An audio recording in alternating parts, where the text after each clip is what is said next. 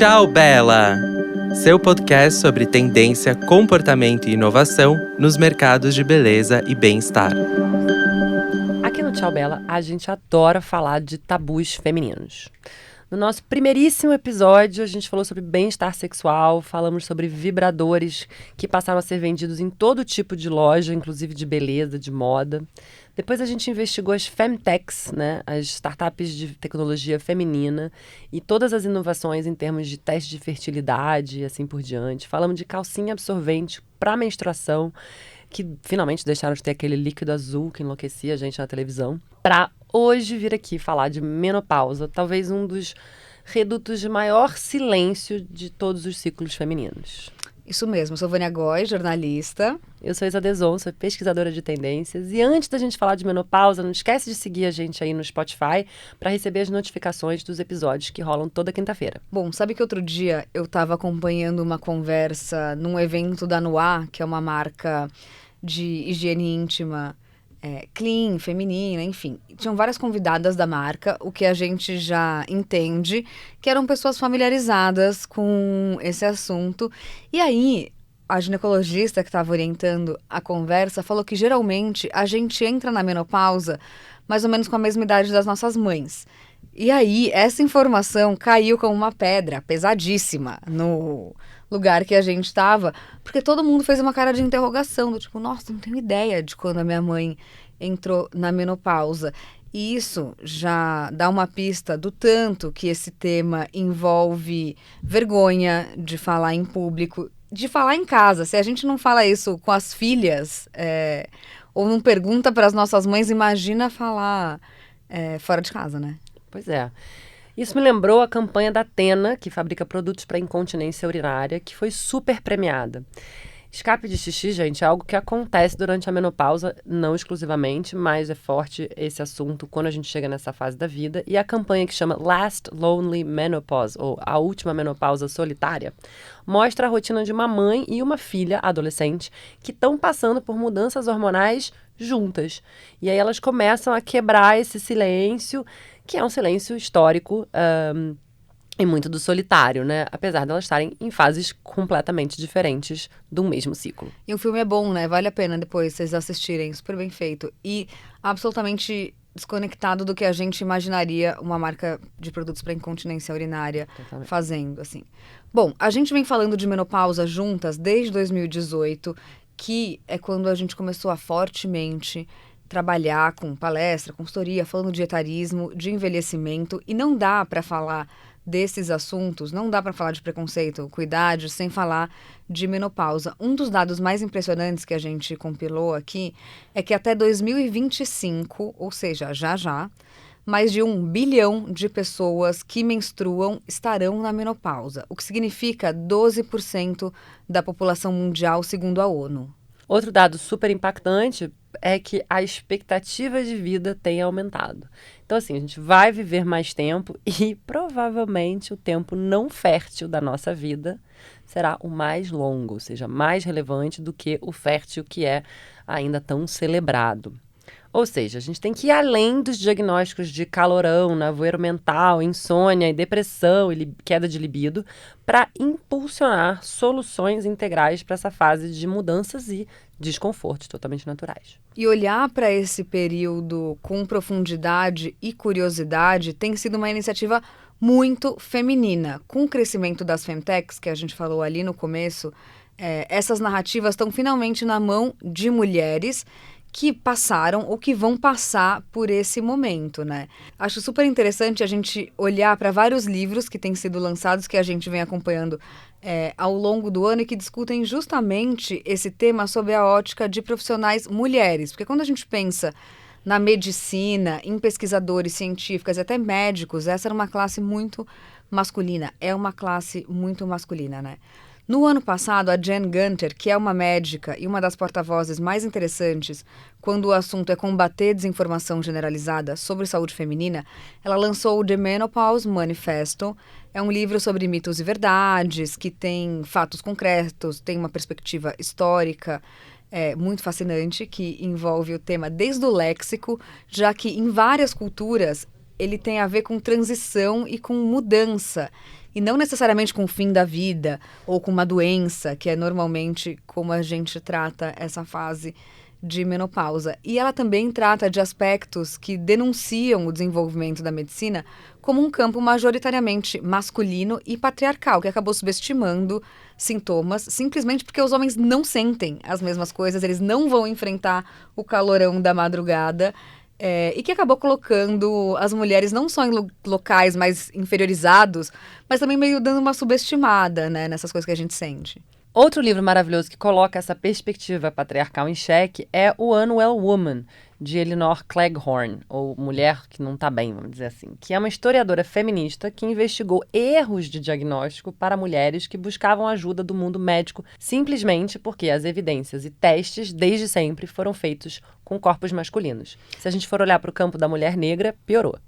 Uma das coisas interessantes que a gente viu no livro é sobre como, por exemplo, os sintomas de ataque cardíaco, aqui não tem nada a ver com menopausa, já fugi do tema. Fala, formigamento do braço esquerdo. Não acontece isso com mulheres. Esse geralmente não é um aviso de infarto. A mulher fica enjoada. Enfim, coisas que a gente, não sabe, né, direito até hoje. E tem o poder da perimenopausa, navegando seus hormônios na jornada para a menopausa. Também lançado em 2021 e que, por enquanto, está sem tradução aqui. Estou dando uma tradução totalmente livre. A autora é a Maisie Hill, especialista na saúde da mulher, que já escreveu um best-seller sobre menstruação. E nesse livro específico, ela fala, com base em muitas evidências, sobre perimenopausa e como se preparar para a flutuação hormonal da menopausa. Se falamos pouco sobre menopausa, imagina sobre perimenopausa, né? Não, a gente acompanhou os resultados de uma pesquisa conduzida pela Avon americana sobre o assunto, e os resultados são tensos. 44% das mulheres nem sabiam da existência da perimenopausa e 46% não sabiam o que estava rolando nessa fase, que entre as brasileiras dura quase 4 anos antes de efetivamente a menopausa chegar. O fato é que ninguém quer falar do assunto, nem antes, nem durante, nem depois. Aqui no Brasil, a Essity Expert em Higiene e Saúde escutou mais de 2.000 pessoas no país e concluiu que 69% dizem que a menopausa é um assunto constrangedor. 55% não gostam de falar sobre a decadência do corpo. E só 30% falam ativamente sobre o tema. E a parte boa desse assunto tá em alta é justamente despertar essa atenção entre quem não tem ideia do que tá rolando, né? Você viu que há algumas semanas a Naomi Watts lançou a Stripes, que é uma marca que ela criou para mulheres na menopausa? Acompanhei o evento de lançamento inteirinho pelo Instagram da nossa amiga Usha Meirelles, inclusive, vai o obrigado aqui. E pelo que vi, ela tem de suplementos salubrificantes para essa fase da vida, né? Eu achei muito impressionante que a Naomi Watts disse que ela começou a sentir os primeiros sintomas da perimenopausa aos 36 anos, que nem passa muito pela nossa cabeça. Ela teve uma menopausa precoce. E ela é só uma das mulheres notórias que está abrindo o jogo sobre o assunto. Quando a gente olha aqui no Brasil, Cláudia Raia, Mônica Martelli, Andréa Beltrão, Angélica, Luísa Brunet estão falando muito sobre menopausa. A gente acompanha muito o trabalho nas redes sociais da She Talks, que é uma dupla de mulheres que falam sobre essa fase de invisibilidade que a mulher atravessa entre os 45 e 60 anos. A Cláudia Lima, que é jornalista e tem falado sobre envelhecimento para mulheres negras. São algumas das pessoas que estão dando depoimentos muito pessoais sobre o assunto. Lá fora, a Meg Matthews, que é um ícone inglês, do rock, dos anos 90, empresária do Oasis, enfim. Ela conta que ela se recusou a passar por esse período em silêncio.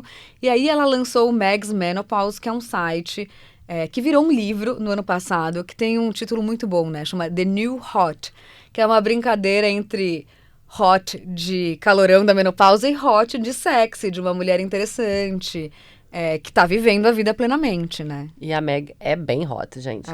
E aí eu acho que tudo isso tem ajudado a gente a abrir a conversa sobre o fato da menopausa não ser o fim da vida. Tá longe disso. No máximo é o fim da sua vida fértil. E mesmo assim, Cláudia Raia tá aí para mostrar que tem debate sobre esse assunto ainda.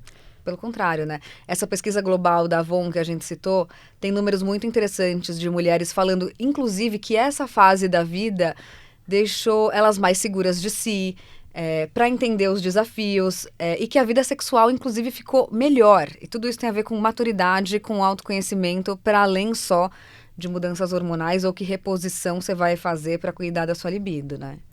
Totalmente. Agora, é importante lembrar que uma perspectiva positiva pós-menopausa não anula as necessidades que as pessoas que menstruam têm durante essa fase. Números de um reporte inglês chamado Gen M, focado nessa vivência de absoluta invisibilidade, né, da geração M, geração menopausa, mostram que mais de 90% das consultadas queriam que a sociedade fosse mais aberta para o assunto, 90%. Queria contar também mais com os parceiros e a família, e gostaria que as marcas estivessem mais atentas ao tema, porque a gente entende que as mulheres não se reconhecem na comunicação, né? Ou é uma senhora muito mais velha, ou é caricatura, ou falta um pouco esse espaço da mulher normal, comum, melhor sentido da... E eu acho que tem uma coisa muito legal que a gente pensa em menopausa automaticamente sobre relacionamento, né? Ou sobre relação com a família, mas tem um recorte sendo estudado muito interessante que tem a ver com trabalho.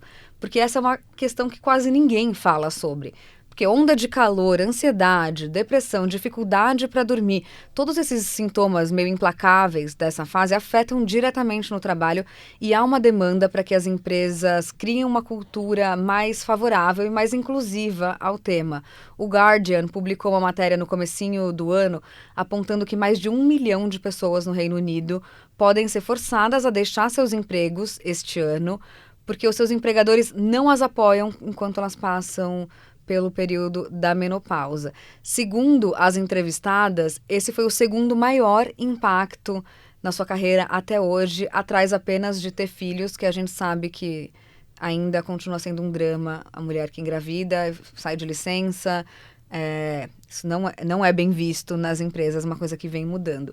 Mas quando a gente pensa em menopausa, é só imaginar que em ambientes inclusivos, quando o assunto é gênero, a gente provavelmente vai ter executivas em altos cargos, tomando grandes decisões, cuidando de times enormes, e que provavelmente elas vão ter que fazer tudo isso passando pela menopausa em algum momento da vida profissional, né? A Diageo, dona das marcas Tanqueray, Smirnoff e tantas outras, por exemplo, lançou um guia com informações sobre a menopausa, justamente porque metade de seus cargos de liderança são ocupados por pessoas que menstruam e, sim, todo mundo precisa estar ciente das mudanças que essa fase acarreta. Não adianta. Você falou da questão dos filhos, metade do problema é a falta de licença paternidade. Então, como que a gente trabalha essa consciência? Mas bora falar de consumo, vai. Essa pesquisa Gen M também mostra que as mulheres se sentem invisíveis para marcas. Então, 94% delas gostaria que as marcas fossem mais cuidadosas quando o assunto é representatividade e portfólio de soluções também. No ano passado, uma pesquisa da AARP descobriu que 70% das mulheres com 40 anos ou mais queriam ver mais produtos de beleza e higiene pessoal na perimenopausa e na menopausa. E a pesquisa estima que as americanas com mais de 50 anos gastam em torno de 22 bilhões de dólares por ano em produtos de beleza. Quando a gente olha para outros números, como por exemplo do Female Founders Fund, o espaço é uma oportunidade de gastos de cerca de 600 bilhões de dólares, desde que esses produtos sejam mais interessantes e também mais bonitinhos, né? Não adianta só fazer produto. Pois é, gente, uma das coisas que a gente mais escuta nas pesquisas que a gente conduz sobre o assunto é que nas prateleiras tudo tem cara de remédio. O suplemento, o lubrificante, o absorvente para incontinência, né? Te coloca numa questão de saúde, quando a gente está falando aqui também de autocuidado. E tem um problema de semânticas. Palavras são aterrorizantes. Sintomas, cura.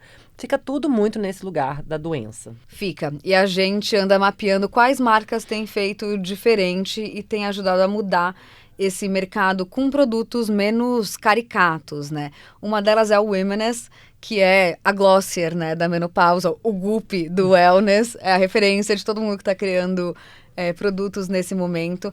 É também a iniciativa menos indie de todas, porque a marca tem venda exclusiva na Target, nos Estados Unidos, enfim, uma linha de hipermercados, e estreou com lubrificante, lencinho íntimo, lencinho refrescante, vibrador. E a gente também tem novidades chegando por aqui. Não podemos contar muito ainda.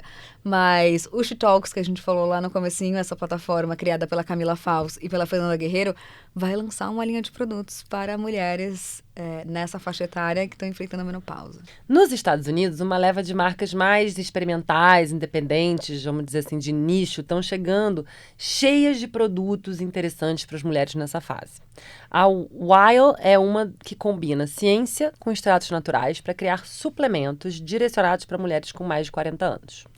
E Elix também combina extratos e vegetais com a sabedoria da medicina tradicional chinesa para desenvolver a gama de gotinhas direcionadas para esse período. Tem ainda uma super high-tech, tipo a Thermaband, que a gente adora, que é um dispositivo que mais parece um Apple Watch, assim, e vai mapeando as variações corporais de temperatura para ajudar a prever a onda de calorão desconfortável que pode chegar, por exemplo, no meio do dia, no meio de uma reunião, no meio de um bar animado, né? Enfim. Tem até travesseiro, o Mona, que vem com um dispositivo para deixar o travesseiro geladinho a noite inteira.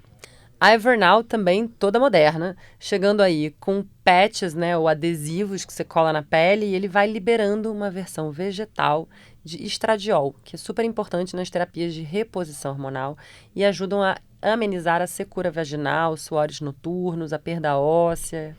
Você falou de secura vaginal e a gente vem falando aqui, inclusive você encontra em outros episódios, como a gama de lançamentos de lubrificantes, de sérums íntimos tem aumentado, todos com uma proposta clean, feita com ingredientes vegetais, enfim. Mas lá fora existem coisas ainda mais tecnológicas para facilitar esse momento. A Tabu, a Joylux e a Madorra são marcas gringas que a gente está acompanhando o que tem feito lá fora, que tem, além dessas soluções de uso tópico, uns aparelhinhos que parecem vibradores, mas que foram criados para estimular a região vaginal e combater esses sintomas de secura e desconforto. Enfim, o Joylux, por exemplo, ele aquece e ele tem uma luz vermelha para intensificar o tratamento. Fica entre um vibrador e um gadget facial, né, de skincare.